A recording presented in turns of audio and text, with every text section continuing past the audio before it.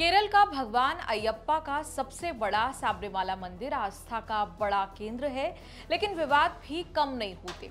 पिछला बड़ा विवाद सबरीमाला मंदिर में महिलाओं को प्रवेश को लेकर हुआ था। सुप्रीम कोर्ट के परमिशन देने के बाद महिलाएं मंदिर में प्रवेश कर पाईं। अब तक गजब ही हुआ। सबरीमाला मंदिर से भगवान अयप्पा की नजरों से करोड़ों का सोना गायब हो गया है। खुलासे के बाद से केरल का तापमान एकदम हाई है। सबरीमाला से लेकर राजधानी तिरुवनंतपुरम तक भरपूर हंगामा चल रहा है।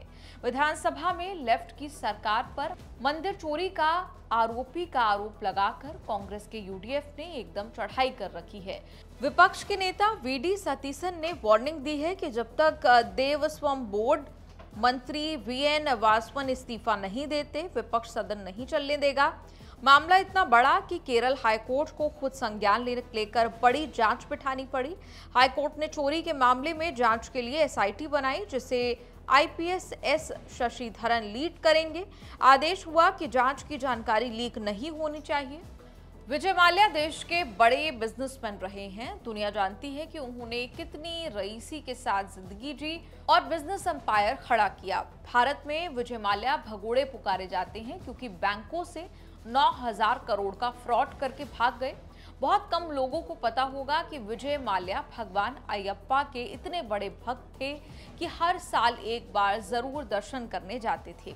42 दिनों का व्रत रखते थे। भारत में जब उनका गुड टाइम चल रहा था, तब 27 साल पहले 1998 में भगवान अयप्पा के चरणों में करोड़ों का 30 किलो सोना दान किया था। इतना सोना दान कर दिया कि भगवान अयप्पा के गर्भगृह में सोने की परतें चढ़ाई गई थी। द्वारपालकों को मूर्ति पर 5 किलो सोना लगाया, बाकी मंदिर के अलग अलग हिस्सों में लगा। अब अचानक खुलासा हुआ कि मंदिर से सोने की परतें चोरी हो गई।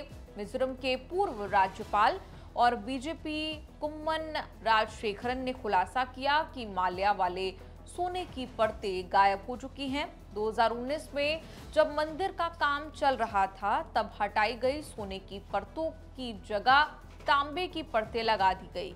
चूंकि सबरीमाला मंदिर का प्रशासन सरकार के अंडर है, इसीलिए पी विजयन की सरकार से जवाब मांगा जा रहा है। सबरीमाला मंदिर में 42 किलो सोने की परतें लगी हैं। सबरीमाला मंदिर के गर्भगृह के बाहर द्वारपालक की पत्थर की मूर्तियों पर सोने की परतें चढ़ी, तांबे की शीट लगी है।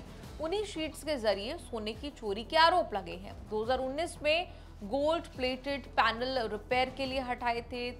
39 दिनों के बाद वापस लगाए गए तो 4.5 किलो सोना गायब मिला। पिछले महीने फिर से मरम्मत शुरू हुई तो करीब 7 करोड़ का सोना गायब मिला। केरल हाईकोर्ट ने खुद संज्ञान लेकर मामले की जांच कराई।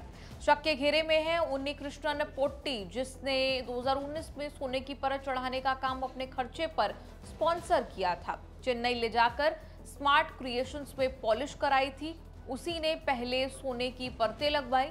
जब सारे काम पूरा हुआ तो पता चला कि जितना गोल्ड उतारा गया था उतना गोल्ड वापस नहीं लगाया। 42 किलो सोना उतारा गया था, वापस 38 किलो लगाया गया। बीच में 4 किलो गायब हो गया। जांच में खुलासा हुआ कि 2019 में जब कागज बना तो 1999 में लगे सोने की परतों का जिक्र नहीं था। हल्ला मचने के बाद हाईकोर्ट के आदेश पर विजिलेंस जांच शुरू हुई। बचा हुआ सोना पोट्टी की बहन के घर से विजिलेंस ने बरामद किया।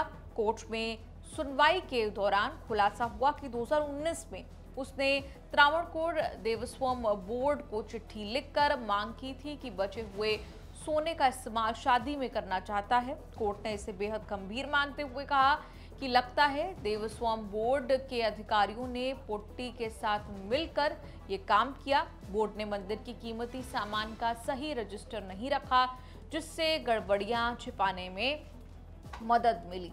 आपका शेष भारत के इस एपिसोड पर क्या कुछ कहना है, कमेंट्स में लिखकर जरूर बताएं।